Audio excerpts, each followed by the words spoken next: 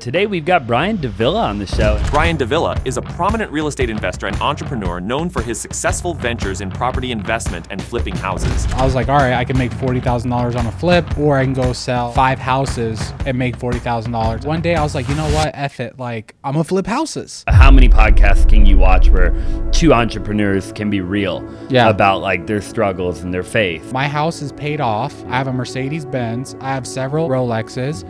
And in my head, I'm like, why do I feel like I'm in hell? I feel like my relationships are messed up. I feel like my business is messed up. I just feel like everything's messed up. And he's like, dude, you got to go to church. If you have Jesus, you will feel more fulfilled and more grateful and more loved than anything else. Welcome back to another episode of the Austin Zaback Show. Today we've got Brian Davila on the show, and Brian is a guy that probably doesn't need an introduction. He runs the Wealthy Investor podcast. He's been blowing up on social media lately, Brian. I've been watching your stories, and your YouTube's been taking off, dude. And you're obviously crushing it in the real estate game and so many other things. And amongst all of that too, you're partners with Ryan on a couple companies, which we just had Ryan Pineda on the show. So, dude, I appreciate you being here, bro. Yeah, thank you for having me on. Excited to speak to you. Yeah, and I can't wait to come on yours. So I'll definitely come to Vegas, probably in July, and then I'll come on your show too. For sure. Thank you. For anybody who doesn't know you, dude, like, talk to me about what are you doing right now? Like, what all companies are you involved in? What's kind of your day-to-day look like right now? So right now I have a flipping and wholesaling company. Right now I live in Las Vegas. I used to live in California, but we flip and wholesale in Las Vegas and California. I also am partners on a company called Wealthy Investor with Ryan Pineda. We've coached thousands of people how to flip and wholesale real estate.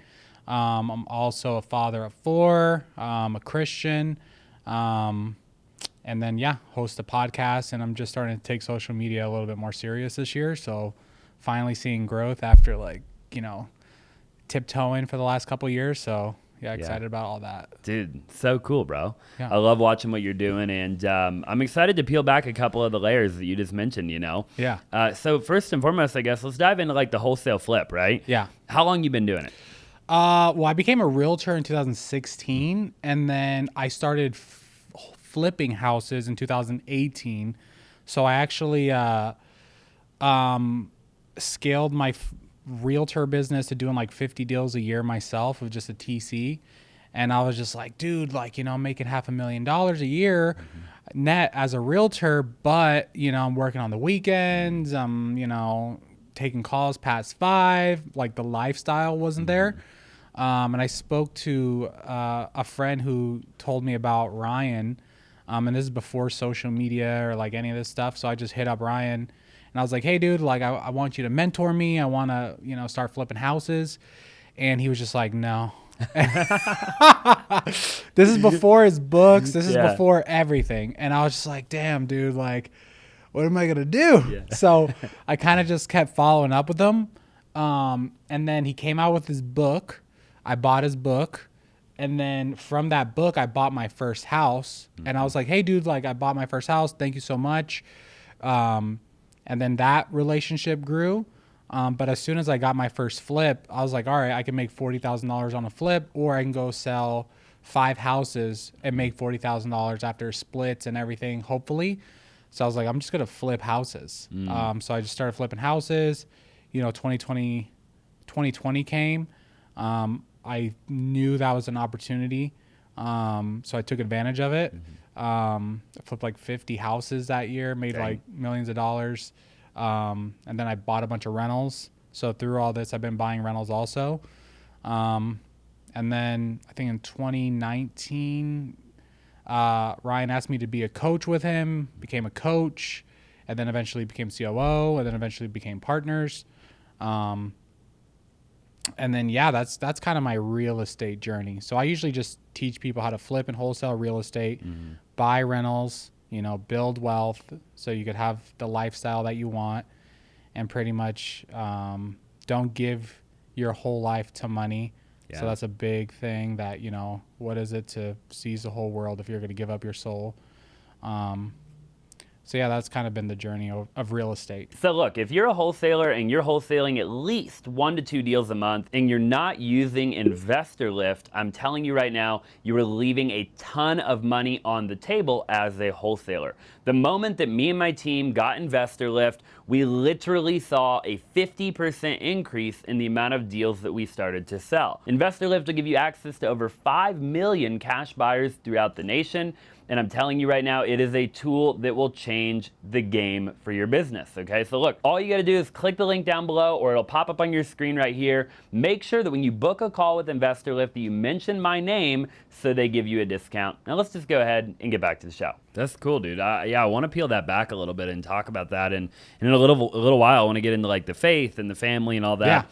Yeah. Because I'm really fascinated. I'm a Christian myself. Oh, that's good. I don't have a family yet, but we want to, obviously. You actually met my fiance. She's my creative director, too. Oh, so, okay. Yeah. There you go. I got 2 jobs for the price of 1. Yeah. Cheap labor. There you go. Exactly, yep.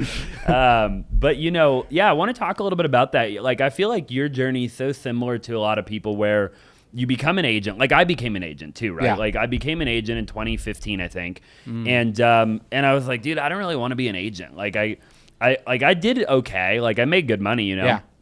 But like I kind of did the math like you, right? Like I was kind of like doing the math of like, all right, like how do you actually like build wealth? Like do you really do it by being an agent, or is that just like a vehicle, right? Yeah. And so I love the fact that you did that and then you kind of pivoted at a certain point. You're like, wait a minute, I can make $40K on a flip. Like, I got to do 5 deals and like drive all around Vegas and like show buyers houses and probably fall out of contract a bunch, right? So talk to me a bit about like that journey of flipping. You talk about, I mean, dude, 50 houses during COVID is no joke, right? Yeah.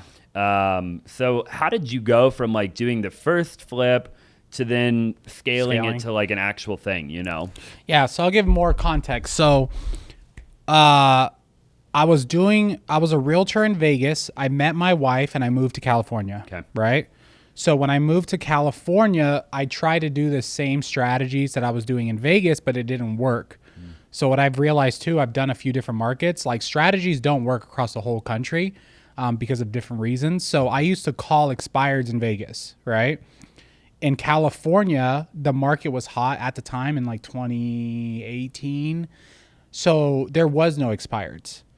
On a hot market, there's no expired listings. And if there is, there's like one, and you can't build a career off like one expired listing per town.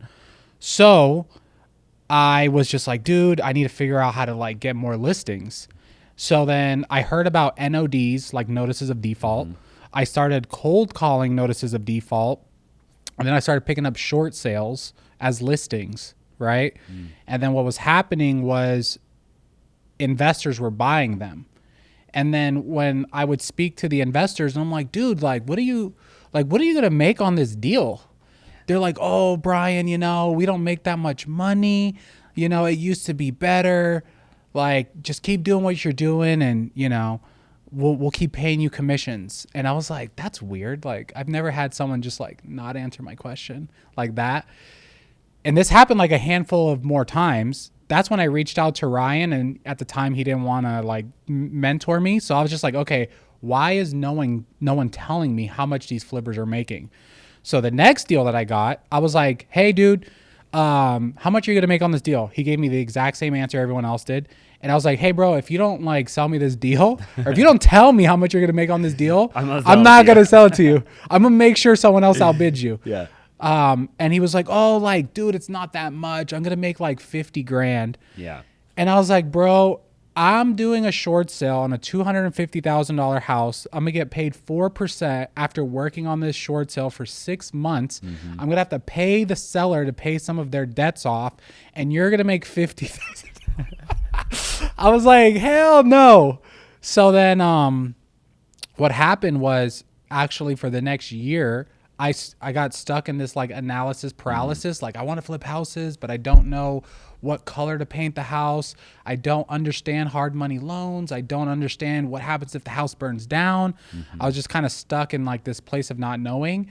And then one day I was like, you know what? F it. Like I'm gonna buy a house, and rather I'm gonna go bankrupt or I'm gonna flip houses. Yeah. The next deal that I bought from a wholesaler. he was like, dude, there's a tenant in this house, but you could buy it. It was like way cheaper. It's like $250. ARV at the time was like $350. And I was like, damn, it's like $100K off. So I bought it. Of course, the wholesaler lied and said the tenant was going to move out. I show up. The tenant's like, hey, dude, this is my house. You could kick rocks. So that was the first tenant I had to evict. You're like, dang. Yeah, I was like, damn, what? I wasn't expecting this. How did I get myself here? Yeah. But ended up, flipping that house. And then that's just what gave me the proof of concept. But the whole time. And what'd you make on that deal? Do you remember? No, dude, no. I probably made like 20, 30K. Okay. Yeah, but you made money. But I made money. Yeah. But after I bought that deal, so I'm like an extreme person. So after I bought that deal, I bought like 3 more deals, like literally the next couple weeks, just because it broke. It just got me in. So I always tell people, like, you don't get rich on your first deal, but you get rich because you did your first deal. And sometimes you just need to get in the game. So that's what kind of like broke everything for me. And then just slowly started, flipping houses. And I think one difference between me and a lot of other people in the industry is I've always tried to focus on like net income, not gross. So whenever I say, oh, I made $1 million, that's net. That's net to you. That's not net after, just marketing. Yep. Where, like I said, a lot of people are like, dude, I make 6 figures a month. And it's like, I'm spending $75K a month on PPC and acquisitions, people. It's like, so you make 20 grand a month. Yeah. So you make 25K before taxes. Yeah, exactly. That's the key. Yep. So just this whole time, I've just been focused on like 25 to 50K spreads. If I get bigger, that's great. But that has to be after everything. And, go with the lifestyle. I don't work past 5. I don't work past the weekends. If someone, I've stopped working with people because they'll call me past 5. I've always want to make sure that like I keep the boundaries of like after 5, wife and kids, weekends, wife and kids. I'm not forfeiting my family for wealth. Yeah. So I think those are some of like the main differences between like me and like other people in the industry that I've seen. For sure. And I love that, dude. And I'm excited to like peel that back in a little while and talk to you about that, because you and Pineda are identical when it comes to that, right? I asked Pineda the same thing on the show. Yeah. I was like, dude, like you notoriously have told the world that you golf on Fridays and you don't work, like you basically work 4 days a week and you work 9 to 5, right? And which is extremely contradicting in the world that not contradicting, it's extremely, what's the right word? Polarizing maybe. In the world that we operate in, right? Because if you look at most entrepreneurs, what do they preach? Hustle culture. Yeah. 24/7, grind all the time, freaking outwork everybody, right? Yeah. And so I definitely want to dive into that in a little while. Before we do, really quick, you said something I just want to go back on for anybody new who's watching. When you were just getting started, like in flipping, right? You said you bought a couple of deals. How are you getting the money for that? Like, did you just save a bunch of money and like have a bunch of money in the bank, or like for somebody new watching, just so they can wrap their brain around it? Yeah. So that first tenant deal, I only put 10% down because my broker at the time was a private money lender, and he looked at the deal and it didn't need work. So it was just below market value, but it had a tenant. So I had the money there, but then I ran out of money. So then what I did was I found that investor that eventually told me that he was going to make 50K. I got another deal under contract direct to seller, and I approached him. I was like, hey, dude, I got this deal. I got it for $250, ARV's $450. Like, let's do it together. And he was just like, no, dude, you know what? Again, dude. You could relist it. Yeah. It's going to be great. Oh you could just relist it. You could do an open house. And I was like, no. Like, some agents struggle with like that switch where they just have like this commission mindset, this commission breath where they can't think outside of 3%. So I was just like, you know what, dude? If you don't want to do this, that's fine. But I'm going to take it to someone else. So rather you buy it with the all cash, and I'll help with the rehab, but you're going to do most of the rehab cost, and you're going to fix it up. And then we're going to split the profits 50-50. And you're going to put me on title because I can't go get a hard money loan from like a regular lender because I don't have any experience. And he agreed to it. And then he ended up doing like the next few deals where I would just bring him the deals. He would fund it, rehab it. We would list it together. And then I was just getting big chunks of money. And then eventually I just started doing it myself. So even this whole time, I've never really raised private money. I've only raised private money on like one deal. I've done partnerships, but everything that I've done is just like from like saving and then reinvesting and reinvesting and reinvesting. What would your advice be for somebody brand new, like to do what you did and just pick up the phone and call buyers and pitch them on like a creative structure? Yeah. Like if somebody's coming across a good deal, like let's say they're getting into the game of wholesaling and they're like, all right, I want to try a flip, right? Yeah. But they have no clue where to get the money. Yeah. Like they don't even like know where to begin, right? Yeah. What would you recommend to them? I would say if they're in Arizona, call you. I'm pretty sure you would do a creative deal like that. Call you if they're in Vegas? Yeah, if you're in Vegas and California, I got you. You just have to look for investors and like the type of people you want to work with are not selfish, right? I'm not a selfish person. I'm fine giving out half if someone brings me a deal. I've given out half when I brought people deals. So you want to surround yourself with like people that are more willing to give. If they say no, that's okay. And then just move on. But if you're actually going to do the work and find deals, somebody will want to work with you for sure. And I really suggest, I would rather someone work with an experienced investor than go raise money from someone that doesn't know what they're doing also, because then it's kind of the blind leading the blind a little bit. It's a little bit more risky. So when I first started partnering with that investor, he was rehabbing the house. He understood the scope of work. He was a licensed realtor. He's always doing flips. So it just, and I would go over there at the time and just take pictures of the paint and the floors. And it just helped me like understand the process and build the confidence to like do that. Hey there, real quick. I'm not sure if you've ever heard of a company called Prime Corporate Services, but they're a company that helped me with so many different things in my business. I'm just gonna mention a couple and we'll get right back to the tour, but I myself am an entrepreneur, probably just like you, and I am really good at what I'm really good at, and I am not good at what I'm not good at, probably a lot like you. So the company that I've been working with for many years that does all of my LLC stuff, they do all of our business funding, they do taxes and tax prep, and they even do estate planning at a very high level, is a company called Prime. And all you have to do is go to www.talk2prime.com to find out more information. And again, they funded like $4 million last month alone in business funding for entrepreneurs just like you. And again, they'll help you set up an LLC. They'll do all kinds of really cool creative stuff if you're an entrepreneur or you're a business owner. And I figured you'd probably find it valuable. So again, all you gotta do, go to www.talk2prime.com to find out more information. Now let's just go ahead and get back to the tour. Yeah. Have you mentored people here locally? Yeah, well, a lot, quite a few. Yeah. I mean, I just had one of our students on my show a little while ago, like an hour and a half ago. Yeah. And we were talking about, you know, his journey. He's been a student for like 11 months of mine now. And, you know, and I've made a lot of like flipping content in like the curriculum for my students and stuff and talked about like, hey, like the natural evolution for a lot of people is to like learn wholesaling, right? Yeah. And then eventually flip a couple, and eventually buy and hold, right? Yeah. And then you just keep going from there, wherever it takes you after that, right? Yeah. Some people have big aspirations. They want to eventually get into commercial multifamily. Some people are cool just buying single-family rentals. Like, it's whatever you want to do, right? Yeah. But I do think that's the natural evolution, like wholesale, flip, own rentals, right? Build wealth, right? Build financial freedom for you and your family, you know?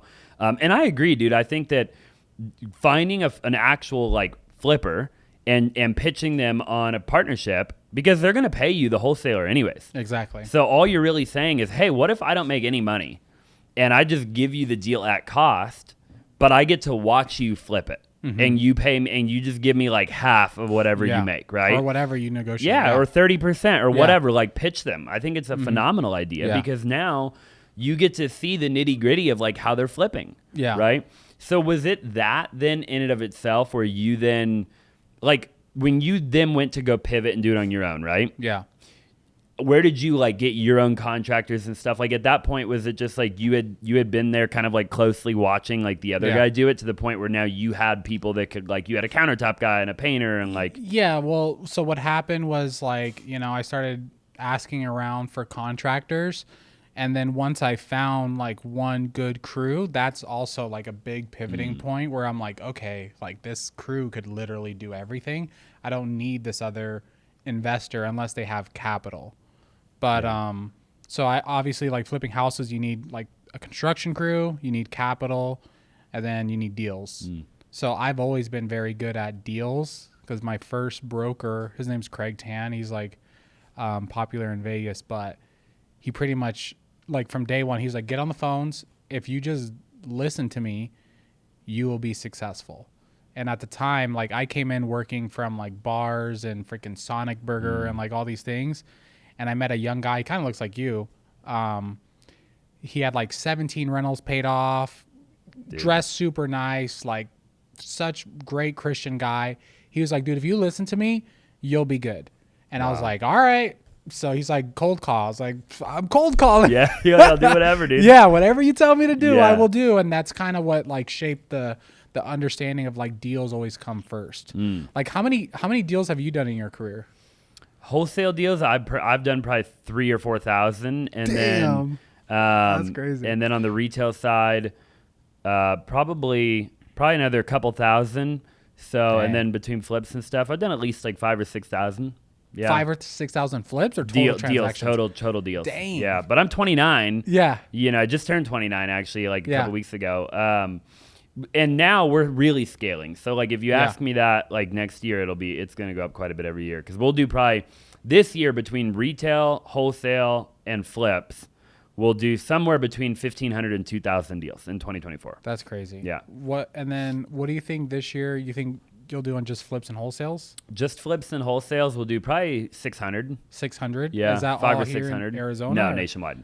Oh, you guys do nationwide. Yeah. So in the month of May, we wholesaled in, I believe, 17 different markets. Dang. In the month of May, like closed. Yeah. So we closed 17 markets for wholesaling.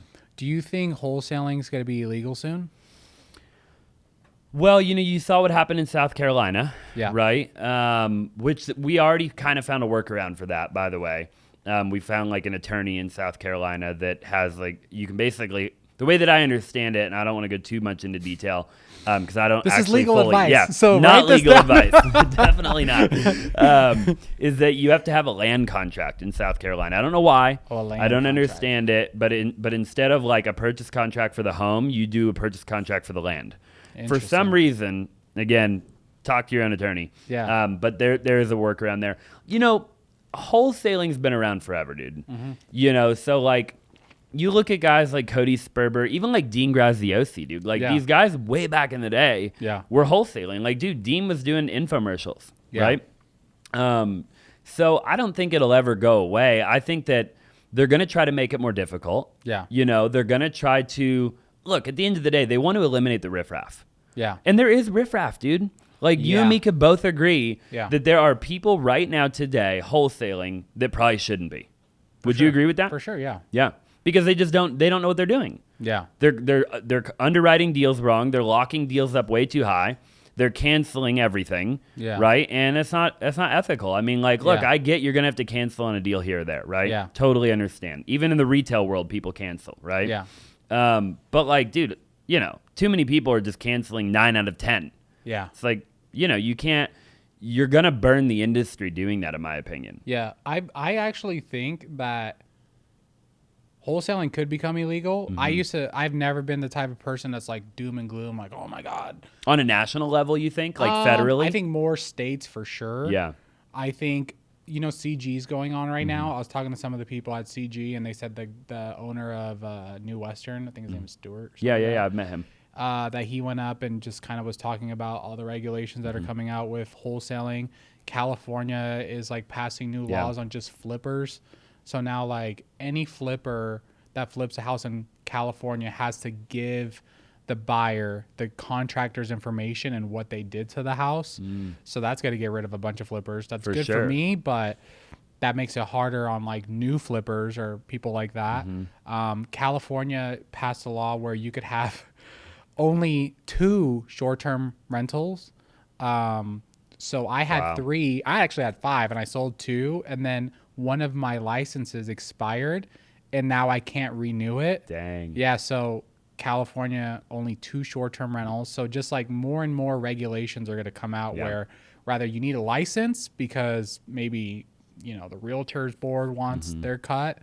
Another thing that I heard recently, because I always tell people, like, whatever works today, that doesn't mean it's going to work forever. So you better just milk it as much as you can. I have a friend, do you know Clint Cooper? Mm-hmm. Yeah. Clint Cooper just told me that direct mail in Atlanta, they have to put big disclosures on the direct mail now. So now his mail campaigns are like completely done. Really? Yep. And then any mail piece that doesn't have the disclosure, I don't remember the exact number. Yeah, but it was a healthy fine. Yeah, per piece. Per piece. Yeah. Yeah. Have you heard about that? I have. Yeah, a little bit to some degree. I don't know the details though. Yeah. How much was the fine? I think it was like $250 I don't want to say it was a lot though. Yeah, it's like it might be even all the way up to $1,000. I mean, I know that like texting and cold calling, I mean, we've been fined a bunch. Yeah. I mean, it's just like a part of our monthly allocation at this point. Like, pay a fine here, pay a fine there, but we do try to avoid, like, I don't know, like, but back to what you were saying, I think without getting too far off track, I think that there will always be a way, right? People will always find a workaround. For sure. So whether that be double closing, whether it be just getting transactional funding and taking it down for a day or two, which again will eliminate a lot of wholesalers because a lot of people aren't going to be willing to do that, right? Yeah. I think the good old-fashioned assignment contract, I could see that eventually not being around. Yeah. Like, we'll see that. But I think it'll be one state at a time. For sure. I don't think it'll be like a federal thing. No. I think it'll be like, all right, South Carolina tried to do it. Now somebody else will try to do it. And then 5 other people will try to do it, Yeah. Because, dude, if you think about it, too, like, it's kind of contradicting. Wouldn't you agree that, like, I mean, dude, look at the value that a good wholesaler brings to the marketplace. Yeah. I mean, think about it, bro. Like, I mean, at the end of the day, like, all the deals that we do every day, like, that seller and that buyer would have never met without me. Yeah. And my company. Yeah. I mean, we're gentrifying neighborhoods, we're increasing the value of real estate in, everybody's neighborhood. I mean, like, at the end of the day, a good wholesaler brings a lot of value to the market. Yeah, I think for the South Carolina thing, I don't know if you know Ruby. She's like a flipper out there. I don't know Ruby. I just had her on my podcast, and she said the way they're working around it there right now is they're doing they're connecting the buyer and the seller, and then they're having the buyer pay them a finder's fee. Okay. So not really assigning it. That could be potentially one way to do that. Could work. Yeah, you just probably wouldn't be able to. Your finder's fee would probably have to be like kind of low. But yeah, it depends on the buyer. A couple grand, maybe $5,000. No, I think it'd be higher because her deals are bigger. Okay. But it would depend on the buyer because if you don't trust the buyer, then you can get in trouble if they sign a contract with the seller. But as far as wholesaling, could just get your license. You could just get your license, but then most brokerages don't want you to assign. Some will. Yep. But I don't know. We'll see. But I'm interested to see, like, in the next 5 to 10 years if wholesalers are around or if it's just like a way smaller amount. Yeah. And they, like you said, they have to really be investors where they double close, they buy houses, all that stuff. Dude, I hope it happens. Like, kind of, you know what I mean? Like, I look, dude, I mean, I think that, I think that the real players will always play the game. Yeah. And then the people that don't, shouldn't be playing the game to begin with won't play the game. Yeah. Regardless. I think that'll happen no matter what. Even here in Arizona, are buyer agents still getting paid a commission or how does that work? Yeah, so we're in like this weird middle ground right now because they haven't officially rolled all that new crap out that they've been talking about, but at some point in the near future, in theory, assuming nothing else happens with that case that we've heard about, right, with the NAR and everything like that, then eventually, so all it really is you can't advertise a buyer broker commission. Yeah. So like, a buyer broker can still get paid by a seller too, by the way. So seller can still pay them, but it's all negotiable, which it was before too. Yeah. It's just that before the seller's agent negotiated it on the front end. Yeah. Where now it's like the seller's agent will only negotiate their commission on the front end. Yeah. And then the buyer will have to then come in and be like, hey, like the buyer's agent will have to write a purchase contract for a buyer and be like, all right, I want to make 2% on the deal. Will your seller pay for that? And then they can go back and forth. And then if the seller says no, well, then the buyer can't, the way that I understand it, you can't just not rep your buyer because the seller is not willing to pay you. You now have to go try to get your commission from the buyer. Yeah. Yeah. So I think it will make it hard, dude. Oh, for sure. I think even retail, bro, between you and me, since we're talking and about everyone it, else on yeah, and everybody in the whole world, I think that retail real estate is in more of a risk right now than even wholesaling. Yeah. I think the retail game of being an agent, and again, remember, I run the -- 1 team in Arizona, statistically, right? And I look at that industry sometimes and I'm like, dude, I think in 10 years, it might not be there. Yeah. Right? It's just me being brutally honest, right? Yeah. Because I think that they're trying to eliminate the agent. You're seeing Zillow try to do it. You're seeing it every day. They're trying to get, and then brokers too. So I've invited some brokers to be on my podcast to explain the NAR thing, and then the ones that I've invited they just wouldn't do it right now. And then later on, they ended up getting sued. And these are people that I look up to that are great brokers.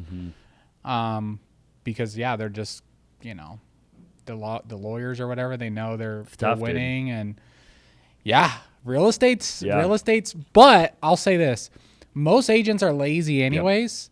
Most real estate agent offices are empty already. Most agents aren't in there grinding 9 to 5. It's the top 10%. So the other 90% that's not really working, they're just going to fall off. The typical cocktail waitress that gets her realtor license and make $100K. Yeah. That's probably going to go away unless they grind it out. Gone. Yeah. There was a couple years where I'm dude, I worked at the club. As soon as they left, all the I'm bottle girls were. Realtor. Yeah. It was I saw a meme one time. It was the evolution of the bottle girl. Yeah. It was bottle girl, real estate agent. You know what I mean? Yeah. Yeah. So that's probably going to go away, but I think there'll be more money for the people on top. Yeah. Agreed, dude. And I think that it should motivate people watching, right? Yeah. It should motivate you if you're watching right now. Me and Brian have the conversation that just be better, be the best, and you don't have anything to worry about, right? Yeah. If you're really good at what you do and you provide a lot of value, whether you're a wholesaler or an agent or both, and you're phenomenal at what you do, truly, you have a work ethic, you show up every day, you work hard, you provide tons of value, then you're gonna be fine. Yeah. Right. I really believe that, but if you're one of those people that you're 1 foot in, 1 foot out, you're probably not going to be fine. No. You probably should look elsewhere. Yeah. I agree. Because somebody better than you will come to eat your freaking lunch. And, and ultimately there won't be enough to go around in the future if regulation keeps coming down the pipe. Yeah. We're already seeing, I'm able to kind of look at data since I run a large team. We have 140 agents, 150 give or take on our team. Our average commission right now, gross to our agent, is 2.33%. Okay. Right now, across the board. Yeah. Right? But dude, there was a day and a time where 3 or 3.5 was the average. Oh, 100%. So we're already seeing that. And that's sellers and buyers. Yeah. So all combined, our average agent right now, gross commission before anything, is 2.3%. But what's the average purchase price in Arizona? $450 right now. Okay, so that's still a good paycheck. Yeah. But when I first started at Berkshire Hathaway, my the broker of the whole brokerage was an older guy, and I remember if I got a 2.5 listing agreement, he'd be like, Brian, can I talk to you? Hey, so what happened? And I'm I don't know. They wanted to pay 5%. And he's like, well, Brian, here's the listing. Go back and just tell them that you're worth 6%. And I'm they're going to say no. Well, then they don't value you. And I'm bro, I'm going to make $7,000. What are you talking about? So that old school mentality is the problem. It is. Yeah. So that's, so then, eventually, cause I was under a team, Craig, he was just dude, he doesn't know what he's talking about. Get whatever you can get, try not to go below 2%, but try to, but don't turn away listings. And it's sad when I talk to realtors that I knew when I first started, and they're still well, I'm gonna pitch them 6%, and if they don't do it, I'm just like, bro, you're out of your mind. They are you don't out of understand. their mind. You don't understand business, and you've been, brainwashed to not be grateful for what you can get and do what's ethically right. If someone doesn't want to pay that, it is what it is. Yeah. Take it or leave it. But yeah. I agree, dude. I agree. I want to talk for a minute too about the market. Like I want to get your opinion on the market. I ask everybody who's in real estate about the market. Yeah. And I always preface, like, Brian doesn't have a crystal ball. I don't have a crystal ball. I actually do have a crystal ball. I actually know exactly what's going to happen. And if I'm wrong, it's Austin's fault. Yeah, He put me on the exactly. podcast. Yeah, comment down below. What do you think about the market? And then also pigging back into like the flipping conversation that we were having, right? Yeah. Pineda, I feel like lately has made a lot of content. He's been very loud about the fact that he just lost millions of dollars flipping, right? Yeah. So talk to me about your journey with flipping. Yeah. Post-COVID. So like 2023, 24, can people still flip right now? For sure.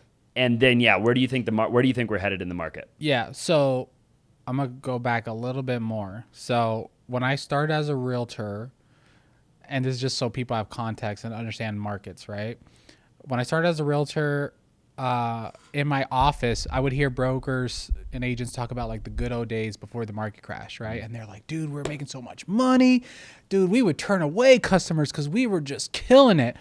And I was like, damn, I can't wait until that happens again, because real estate is cyclical. So 2020 came.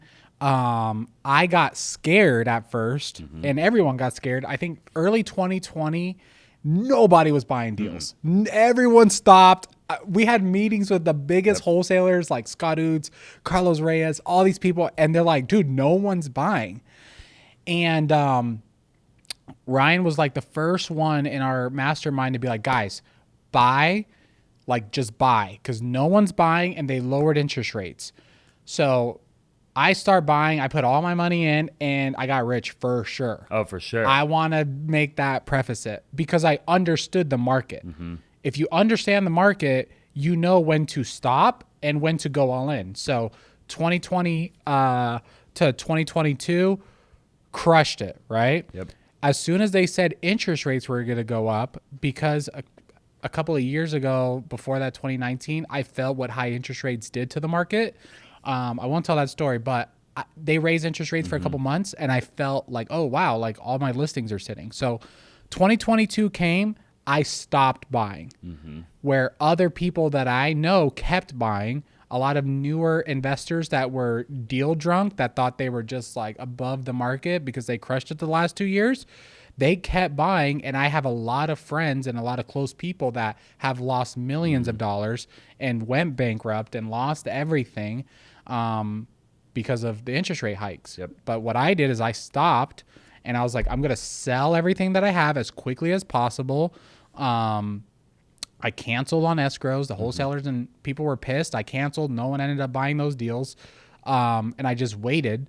I finished the year with the flips that I had. I ended up losing like $250K on one flip. Dang. I just couldn't dump it. It was in freaking Joshua Tree, California, which was a bubble. 2023, I was like, dude, I didn't know the new ARVs, so I treaded lightly. I wholesaled and flipped lightly. And then 2024 came, and I believe that we're going into a better market. So I started buying flips again. I have like 11 flips right now. And then wholesaling, like our average wholesale fee this year is like 35 grand. So like wholesaling still works. We're getting flips that are profitable. Am I like bullish where I'm going to over leverage myself? No. But I do believe that like it's still a good time to flip and wholesale right now. For sure. What do you think about like the election and like all the crazy stuff going on? Like in your opinion? In my opinion, elections don't affect the housing market. Interest rates do. And I think with Trump coming out and kind of threatening the Fed, like he's going to, I don't know if you saw that, where he's going to replace Jerome Powell. I think if he gets into office to lower rates. Like, I feel like if they could lower rates a little bit, that helps the real estate market. But I will tell you, so I've lived in Vegas and I've lived in California, right? I own rentals in Vegas. I own rentals in California. my Vegas rentals have appreciated more in the last year, like significantly more than my California rentals. So I also think it's always going to be a market dependent, right? Like there was a time where Austin, Texas was just like the biggest place in the world in the United States. And then that balloon popped. There was, I don't know if, do you know Joshua Tree, California? Yeah. There was a time where I used to buy houses in Joshua Tree for $75K and resell them for like 150 to 75. And then those houses went up to 650K. Yeah. And now those houses are down to 300K. So the real estate market is always going to depend on like your local market. So I don't try to like understand the whole country. I will say for Vegas right now, we have historically low inventory. So that means it's still a seller's market.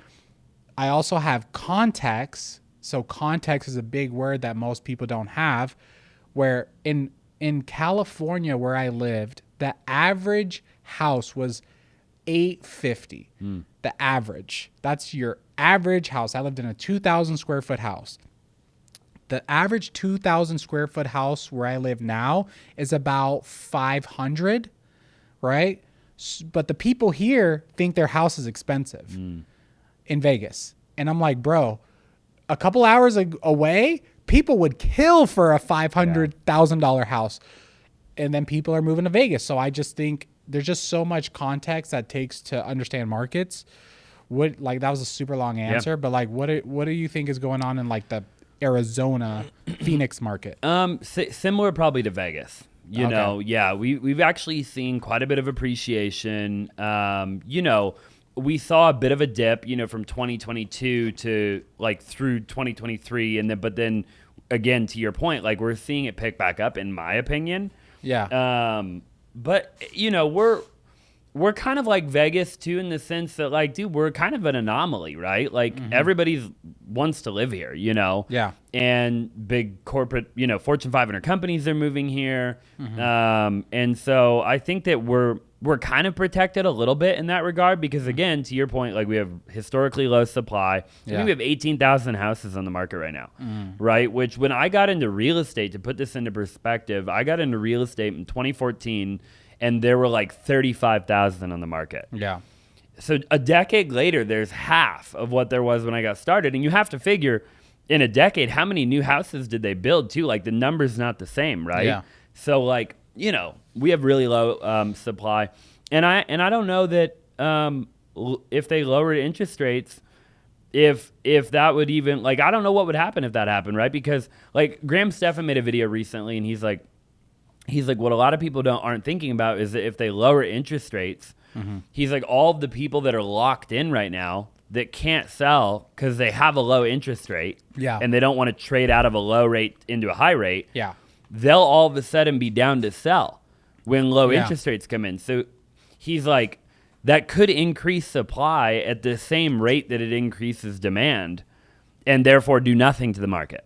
Like the market just stays the same. Potentially. You know, and so Graham is talking about that, you know. And again, it's just a theory, right? Yeah. And nobody knows. But yeah, dude, I mean, I don't think that we're going to have like, you know, I do think eventually we're due for a market correction. Yeah. But I don't know that it'll be in the next couple of years. I think it might be. I feel like we just had a market correction. To some degree. Yeah, we did. We had a market correction. I don't think we had like I mean, dude, look at the S&P, bro. Look at the stock market. Yeah. Like it's all-time high. Right? Yeah. For really no reason, if you think about it. Like the overall economy is not that great right now. Yeah. Right? Without getting too political, right? Like jobs and stuff like that. Like real estate is a little different, but the overall economy, I feel like it's not that great. Like they come out and they release bad news. They're like, hey, here's a bunch of bad news, and the stock market rallies. It's like I think people just have money. Yeah. People do have money. Yeah. Like people that have money have money. Yeah. Yeah. Yeah. Yeah. That's the hard part too, because I feel like as an entrepreneur, I'm around people that have money, so I don't like... Yeah, we live in a bubble, too. Yeah. I think that all the time. Yeah. Yeah, I'm like, dude, like, sometimes I'll drive to, like, a bad area of town, and I'm like, dang, I kind of forgot that, like, you know, like, and it's horrible to say. And again, I've done mission trips. I'm obviously aware of what's going on in the world, right? Like, I've been in Nicaragua and, you know, built houses and stuff. But, you know, you do kind of like sometimes get in the rat race of like living in our entrepreneur bubble. Yeah. And you forget like in the short term, right? You're like, oh, dang, like the rest of the world's not actually killing it right now. Exactly. You know? Yeah. Talk to me a little bit real quick about like where are you finding your deals? So in 2024, you know, I get asked all the time, as I'm sure you do. People are like, Austin, should I cold call? Should I text? Should I do direct mail? Should I do PPC? Should I do PPL? Yeah. I know Pineda's got Lead Kitchen now. Yeah. You know, like what are you guys doing to get your deals?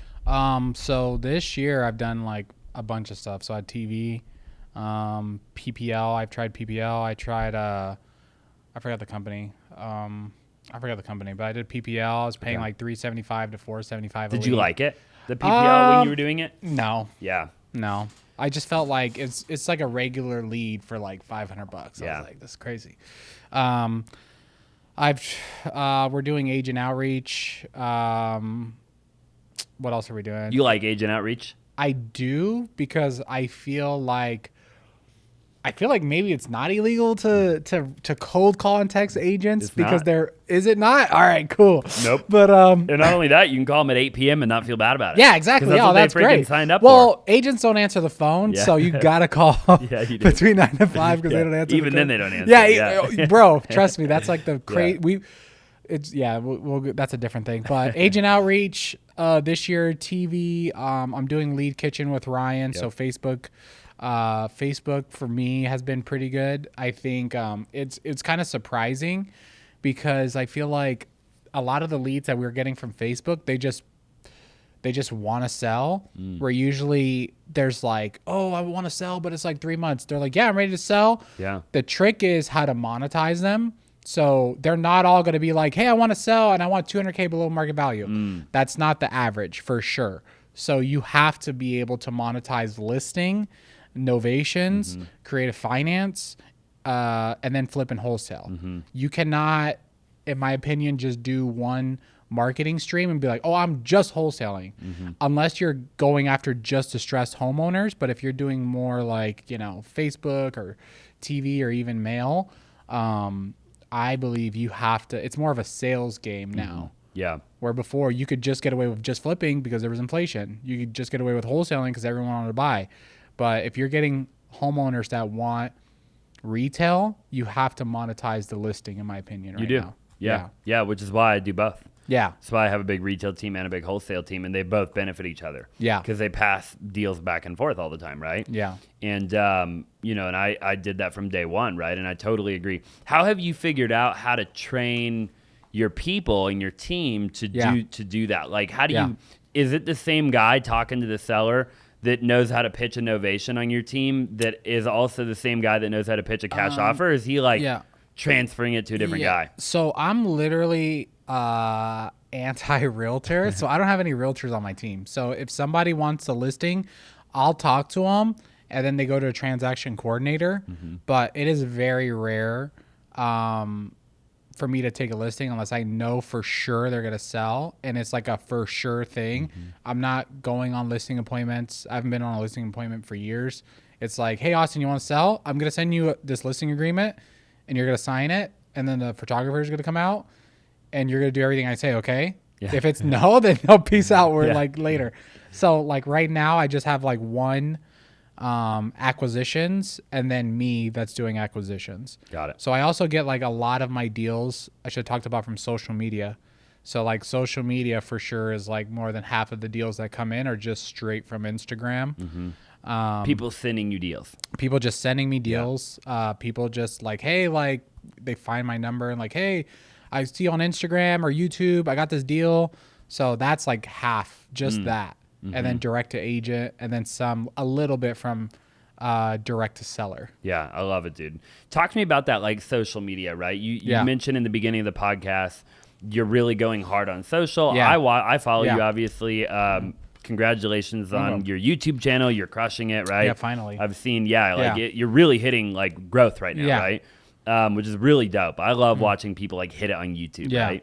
And I feel like it took me forever too, so I can relate to you in a big way because I posted like every day for like 7 or 8 years. That's crazy. And I feel like we're just now like gaining a bunch of momentum, right? But you know, you mentioned that I get a lot of deals from social media. What else has social media done for you since you've been putting more energy in that area? Yeah, so I want to ask you about getting to 100,000 subscribers because I'm sure you've thought about it. Well, I'm at 84, so I'm not there yet. Subscribe, guys. God, we're at 15. I can't tell you how to get to 100.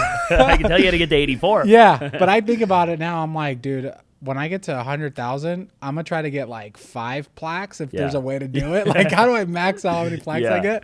But so during, like, back in the day, I was making great money as a house flipper wholesaler. And then Ryan was just like, dude, I'm going to do TikTok and it's going to be great. And I was like, Ryan, why? That's so dumb. Like, I don't get it. Like, why would you do social media? Like, just do real estate. You're going to be rich. Like, that's just like for kids. So he's like, no, trust me, dude, you should do it. And I was like, I'm not doing that. He started TikTok. I seen him start to blow up. And then he was like, you got to do it, dude. And then I was like, all right. So for Wealthy Investor, I'm posting flipping stuff. And then we're getting students in. And then I started getting deals. And then I started getting like private money investors. And then I started getting anything that I want. Like literally, I'm like, hey, I need a video person. This guy, our video guy, someone saw referred him to me, and then he's here. So like anything that I need, I can get from social media within like an hour. Like literally from when my father-in-law had COVID and I needed to get him the blood treatment that they had, I got that. I got money. I got deals. I've made millions and millions of dollars for sure from social media. Like for sure. When I talk to business owners that don't do social media, I'm like, how do you get deals? Like I'm not even exaggerating. I'm like, you run a company and you're like, how do you get clients? Like, I don't even understand. So social media is the most important thing that a business could run. If you're not on social media, you're an idiot. Like, I understand that you want to be a secret millionaire, but like, if you have a business and you're not posting on social media, you're missing the boat so hard that you should just be embarrassed and turn off this podcast and subscribe and then go post on social media today. I agree, dude. I could not agree more. You know, I think that in 2024 and beyond, you have to put yourself out there. Yeah. Right. And if you're not, then you can't expect to build a company. Yeah. You know, in my opinion, right? Like, can you? Sure, probably. But like, and it also, I think, depends on the industry you're in. Like, if you're like a software developer, like, and you're like real, like, you know what I mean? Like, if you're a doctor, right? Like, you probably don't need to do social media. But anything like in our world, real estate, marketing, finance, anything like that, like, you got to do it. Dude. Yeah. So social media, because I know you asked how I'm getting deals. Yeah. Social media is number one. I don't even think about it because I just do it. Do you ask? So like, how does that happen? Just so people, people know. So when I first started, posting on social media, I was doing like camera out, like, hey, this is my flip. This is the kitchen, blah, blah, blah, blah, blah. And then, you know, Ryan's like, dude, you got to turn the camera around and point your face. So then I was like, hey guys, here's the kitchen, all this crap. And then I would put the location, San Bernardino, California, Las Vegas. I'm putting hashtags like Fontana, Rancho Cucamonga. Like, I went super niche because I wanted the wholesalers and realtors to see my crap. I don't care. I made millions of dollars in social media before I had a bunch of subscribers and all this crap. I just need the right people to see me. I don't care if I have 10,000 views. I want like 5 wholesalers in Southern California to find me. So that's like the main thing where people get stuck on like, oh, well, like, first of all, they get stuck on like, I don't like the way I look. I don't like the way I sound. I look like this. I sound like this. It doesn't matter. Like, no one's perfect. And I still think there's like low competition. I look all the time at flipping houses on YouTube. I see Jerry Norton. There's no one else that I see that is like, you know, talking about flipping houses. Even Ryan, like, Ryan doesn't post a bunch about flipping houses. Not anymore. So he did. He used to, for sure. Yeah. But I think like there's just such low competition on social media, even though you think there's a lot, there's really not. No, dude, I couldn't agree with you more, especially on YouTube. Yeah. Like if you YouTube search like how to flip houses, like, it's like a bunch of old videos. Exactly. You know, or they're like people trying to be like the next like Chip and Joanna Gaines. Like, you know what I mean? Like, that are like turning it into like more of like a TV show type of vibe, which, you know, is just like a whole different thing that you could do, right? Yeah. That you don't have to do, but you could. No, I totally agree, dude. So I just want to talk really quick too about your relationship with Pineda. I think people find it fascinating, right? So like, how do you go from Pineda saying no, right? Yeah. Like, no, I'm not mentoring you. Yeah. To being a partner in Wealthy Investor, and like you said, you walked me through like the evolution of like you were COO, and then you were a partner. Like, how does that happen? And what would your recommendation be for somebody out there trying to do what you did, maybe with some other person? So what I've learned, so this is just called like sales. It's called, I don't know how to explain it. It's called relationship sales. Like there's door knocking sales where there's just like, hey, you're doing a quick pitch, and then there's like relationship sales. What is that called? Do you know? What would you got to just be like building rapport, credit. I mean, like, yeah, it's just relationship sales. Yeah, relationship sales, right? Yeah. Anyone listening to this, I believe, could become a millionaire with like 5 good relationships, or at least make $100K a year, right? With 5 good relationships. But what people do is they stick to who they're around, or they look at someone like you and they're like, Austin's like, he's rich, he's doing all these deals, like, he's not going to want to talk to me. But what they don't understand is everyone that you admire or know, they're just normal people, and they all need help in some way. So with I'll use my example with Ryan. He put out his book. I'm like, bro, I bought your book. Yeah. Like, I bought your book. Like, I'm supporting you. He put out a course at the time. It was $500. I bought the course. I bought the course. I was like, hey, I bought the course. And then I actually, more importantly, I put into practice what was in the course. I was like, hey, I actually bought a house from your course. So now I'm like, oh, this isn't just like a flyby, like, hey, meet me for coffee, and then they're off. This guy's like serious. And then he came out with Future Flipper. I was the very first person ever to buy Future Flipper. I paid $10K. I never paid for mentorship before, but he was like, hey, I'm doing this thing. You know, it's going to be this much. And I was the first person. I was like, hey, send me the link. I'll buy it. Yeah. I bought it. And it just showing like support. I'm sure like someone like you, there's somewhere in your business that you're missing something. So it could be tax, it could be bookkeeping, it could be your physical health, it could be whatever. There's a way to give value to people. And if you come into their world and you show them value and you show them that you're a good person and you're not looking at the short term, like, they will want you around. Like, I'm sure you're open to having new friends for sure. For sure, dude. For sure. Why do you think more people don't reach out to you? I think that they're just, people overcomplicate everything, dude. You know? Like, I have a guy that just joined my team, okay? Yeah. So, like, I did a business tour with him. So I've been doing, like, these, like, business tours on my YouTube channel. I don't know if you've seen him. And I did a business tour with him. He was, like, detailing cars. Yeah. Okay? I saw them. Yeah. Like, cool dude, right? Yeah. And then... like he was like phenomenal follow-up, right? Like he just followed up with me like every friggin' day. Yeah. So I did it, right? We did it. And then like 2 months later or like a month later, like, and then after we did it, he was like, thank you so much, right? Like he kept following up and like just talking about how grateful he was. Right? Yeah. And then like a month or two later, he's like, dude, like he's like, let me come work for you.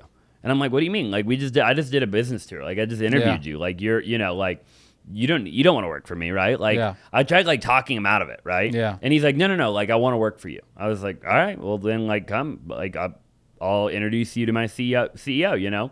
And so then he starts working for me, right? And he's like, dude, I'm going to freaking level up the team. Like I'm going to go all in, blah, blah, blah. And he's like big into working out, right?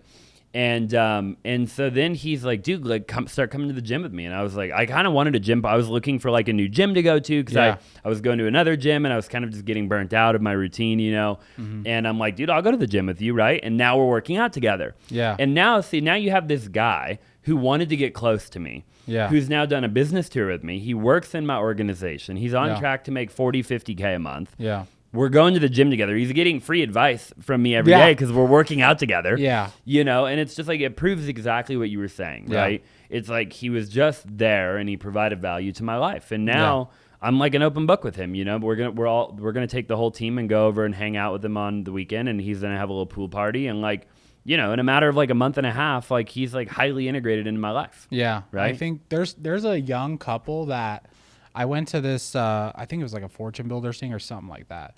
I went to this thing. just to see what it was. So I was already running Wealthy Investor. I wanted to see how they were going to pitch, right? I go to this thing. There's like this young girl and her boyfriend. They sit next to me. They're like, dude, I watch you on social media. We want to work with you. I was like, yeah, like bring me a deal and we'll do it, you know? They brought me a deal. We ended up doing that deal. Like I've helped them make for sure over $1 million net for sure. Like in like a 13-month span, right? I've made a lot of money from them too, right? And now they're off doing their own thing. They don't need me anymore. But what they did is they brought me a deal. They're like, hey, we want to learn from you. We want to pay you 50%. Let's do it. And, you know, over the year, the 13 months we worked together, I made them a bunch of money. They made me a bunch of money. I poured into them. And I think most successful people, they want to help other people.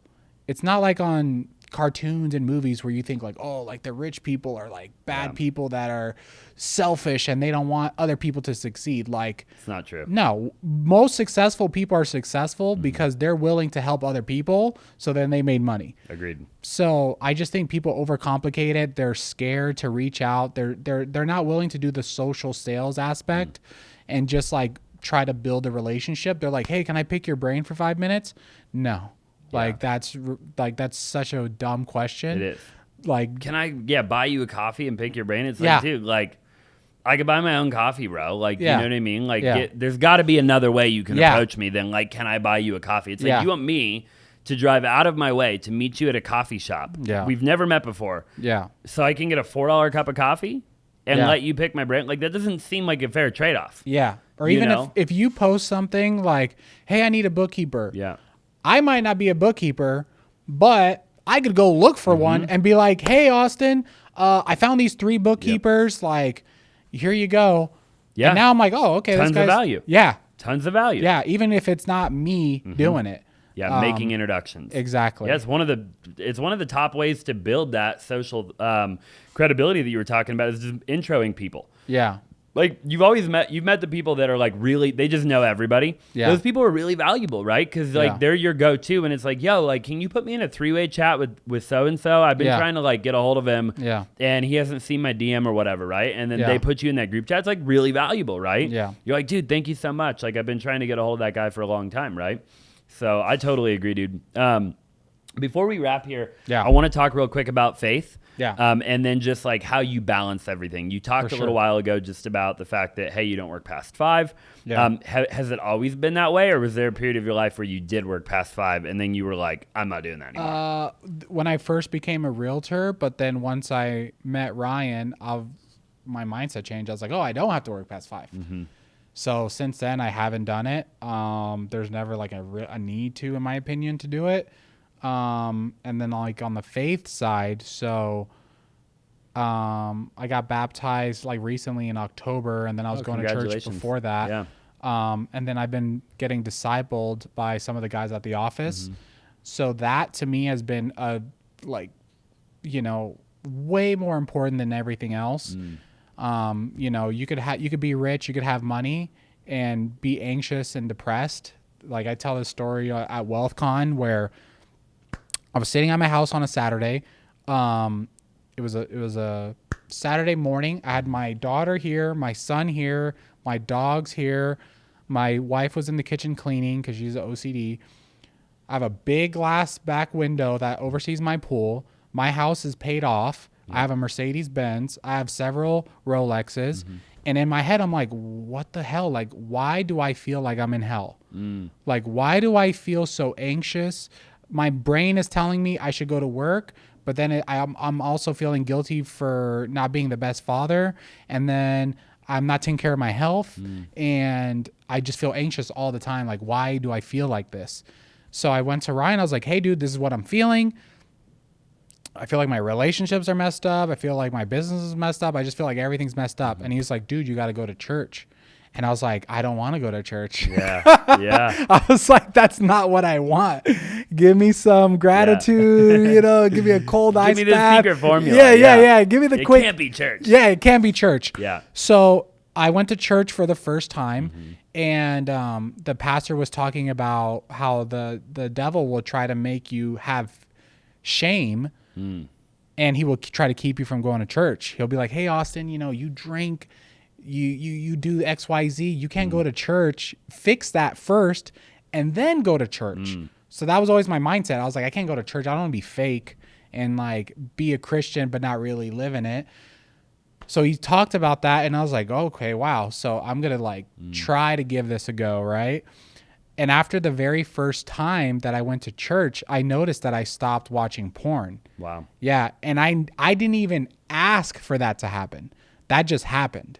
So that was where I was like, that's weird. Like, I've struggled with porn since I've had a phone. So like, that's weird for me to just completely stop without asking. So I was like, all right, I'm going to try to give this like a shot, right? And then I had my anxiety go away. So Ryan prayed over me with our friend Blake, and my anxiety went away. And I was like, that's weird, because I've been anxious since I was like 15. Like, I remember taking showers as a teenager, like, God, like, why am I going to die? I'm going to die. Like, I'm going to have a heart attack right now. I'm going to have a brain aneurysm or whatever the hell. Like, why is this happening? Yeah. I've had that forever. And then I'm like, oh, wow. So that's interesting. So that went away too.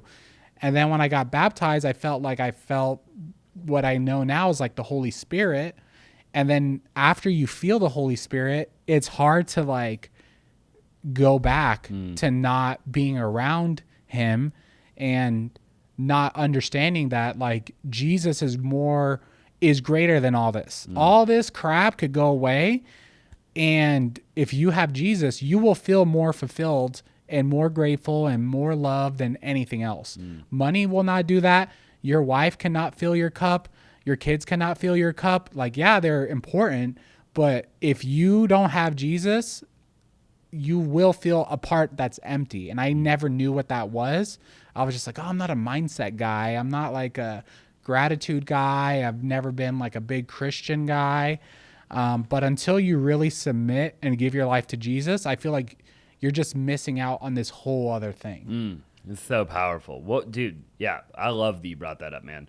What would you recommend for people watching right now that are like, dude, I could relate to Brian. Like, I feel anxious. I feel depressed. I feel unhappy. Yeah. Maybe I'm watching porn, or I'm sleeping around, or I'm drinking, or I'm doing drugs, or whatever. Like, what should they do? Like, I mean, obviously go to church, but like, should they like just Google like church in my area? Like, you know what I mean? Like, or should they reach out to somebody and like talk to them? Maybe go to church with somebody for the first time. I think I could probably try to give them like 5 things. So number one, you do have to go to a local church. I don't think YouTube and TikTok and Instagram, you're going to get all types of weird crap. The Book of Enoch, and you could just go out down this whole other thing. So you do need to find a local church. And sometimes you're going to go to a church and you're like, I don't vibe with this. Like, you are going to have to find a local church. I go to a non-denominational church. Those are usually more like modern. So you do have to find a local church. It's so funny that in the entrepreneur world, if you want to become a millionaire, hang out with 5 millionaires. That's so popular. In the Christian world, I haven't heard that yet, but find 5 men that are saved, that you are like, hey, this person has a legit relationship with God. I need help with this. Let me surround myself with them. And it's funny too, after I became Christian, I've had people in my life the whole time that were Christians that I just never even like asked them about it. So find 5 people. So usually, deeper Christians, they have like quiet time. So every day they try to spend time where they like read the Bible, pray, and meditate with God. And like, of course, like reading the Bible when you have no context is very hard. Yeah. So, there is a Bible app that could point you in the direction if you want verses about anxiety and love or being a husband or being a wife or whatever. So the Bible app could point you, and then you have to like pray, like, talk to God and understand like, that it's a relationship, right? If you want a relationship with someone, but you don't see them every couple years, you're probably not gonna have the strongest relationship. But if you spend quiet time every day, that relationship will grow.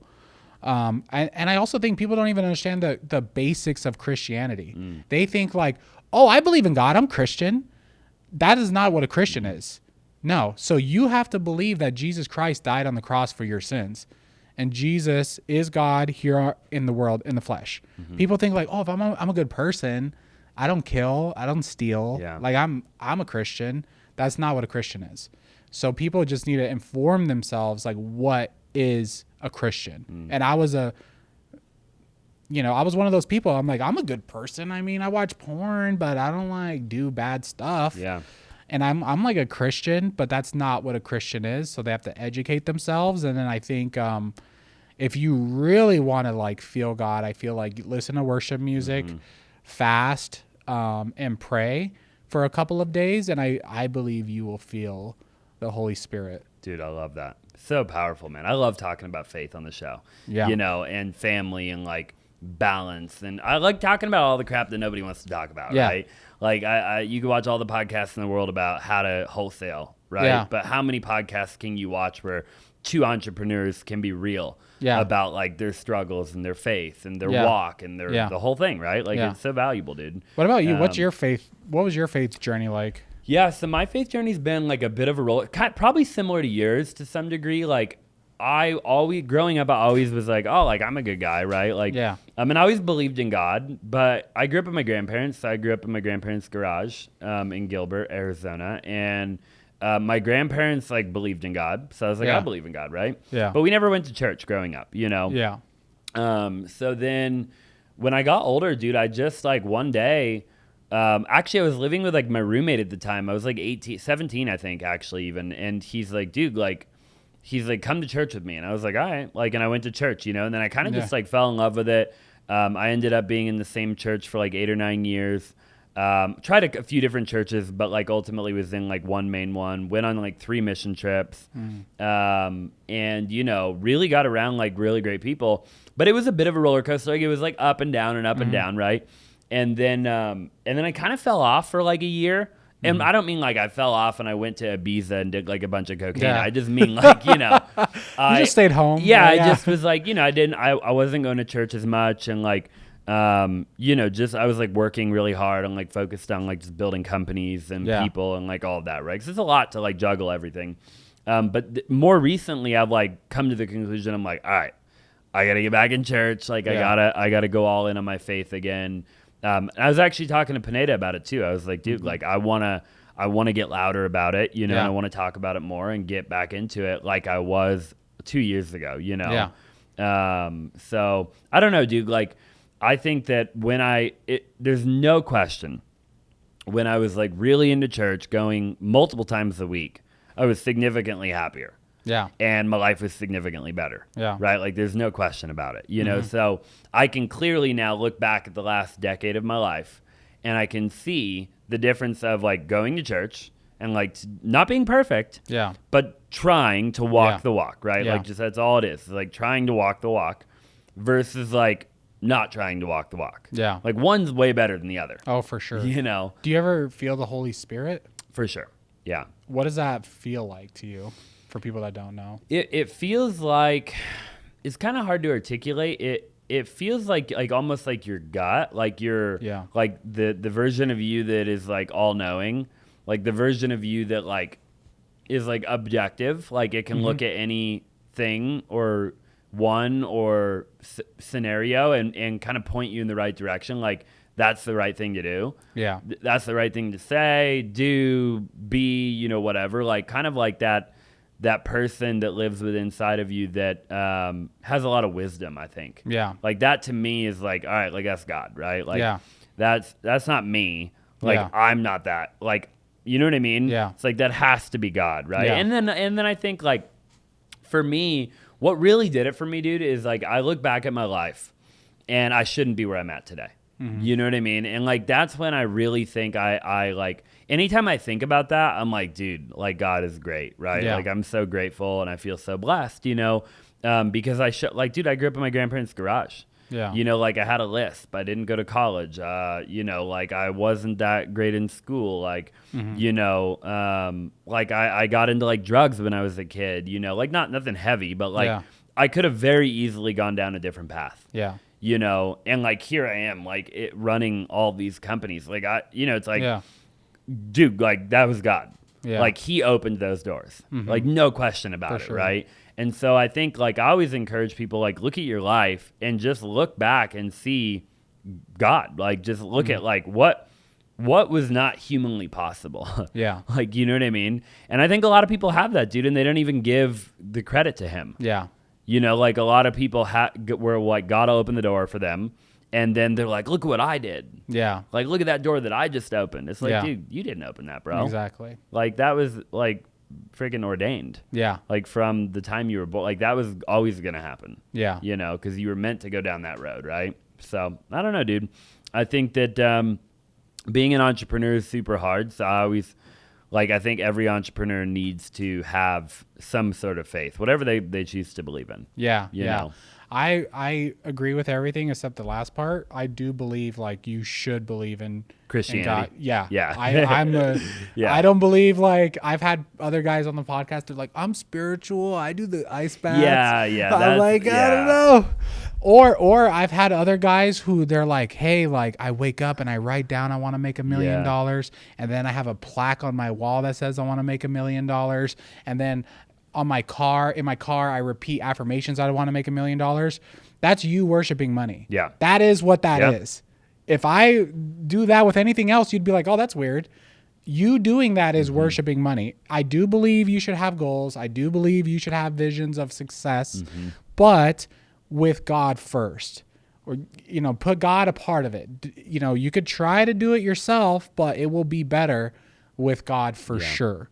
So, and I am more bold and I am more like, hey, I don't believe in the other religions. Yeah. I believe in this, and I believe if anyone really gives it a true shot, they will feel it and know that it's true. And I agree with that. Yeah. Yeah, I do. I really do. You know, I think that, without calling out any other religions, there's a lot of BS out there. Yeah. There's a lot of bull crap out there. Yeah. Like, you know what I mean? And people believe in a lot of weird crap. Yeah, and they don't even know and it's not their fault, but they don't even know what they believe. And I know we've been going long, so we'll talk about it on another podcast. But it also comes down to us as parents. Like, well, you don't have kids, but I don't yet. Yeah, I felt so much shame when I finally found God, and I'm like, dude, I haven't even been leading my wife and kids to Jesus Christ. Like, what am I doing? Yeah, I'm making money, but my kids don't even know to go to church on Sunday. And now I'm like, what the hell are we doing on Sunday? Why didn't we just go to church? It's an hour and a half. Like, what the hell? So, yeah, I think just faith needs to be more just taken serious, you know? I agree, dude. I love it, man. We're going to chop all that up and put it out to the world. I know we went long, so where can people find you, Brian? Go to Wealthy Investor RE on YouTube. Wealthy Investor RE on YouTube. Yep. Cool. Watch your podcast. Watch the podcast. You're blowing up there. Subscribe. Yeah, subscribe to this channel. Yep. So you send can get Brian your 100,000 deals in California and Vegas. Yeah, send me deals. But yeah, I can't wait for you to get your $100,000. Your 100,000. We're almost there, bro. I think at the rate we're on right now, we should be there by. I think I did the math the other day. Assuming we don't like grow anymore, like I think we'll hit it in like September. Okay. Yeah. Got it. So because we're gaining about 4 or 5K subs a month right now. And you grinded for a while. A long time. Is it annoying? I made my channel in like 2014. You're just like, damn, I couldn't get like. I think I evolved as a lot. Like looking back, and then we'll wrap. But like, I wasn't deserving of it 5 years ago. Okay. You know, I thought I was at the time. You never think you're not, right? Yeah. Like I think that I thought at that time that I should have been bigger than I was. Yeah. But now looking back, I'm glad that that didn't happen. Yeah. Because I think that I had a lot more growth that I had to do, and a lot more development that I had to work on myself to get to a point where I think now I'm ready for it. Okay. You know, that's good. So I think everything happens at the perfect time, dude. Yeah. Yeah. You know, I'm a big advocate of that now, right? Yeah. Like I'm not that guy. Like look at that guy. Like he's doing so much better than me. It's like all right, like but I don't know. Like he's in it. He's not me. You know, like sure, like but who knows? Like maybe he's gonna go bankrupt in 3 years, and like he needs to go down that rabbit hole. Yeah. Because that is what is going to then cause him in 20 years to start the next Apple. Yeah. Like, you know, you can't like look at other people and be like, they're my age and they're doing better than me. It's like, Yeah. but that's their journey. Yeah. And everybody's different, dude. 100%. You know? So, dude. Well, I appreciate you coming on the show, Yeah, man. thank you for having me on. I appreciate it. If you're still watching at the very end, I greatly appreciate it. Make sure you go follow Brian. We'll put all of his information down in the description below. Subscribe if you haven't already, and we'll see you in the next one.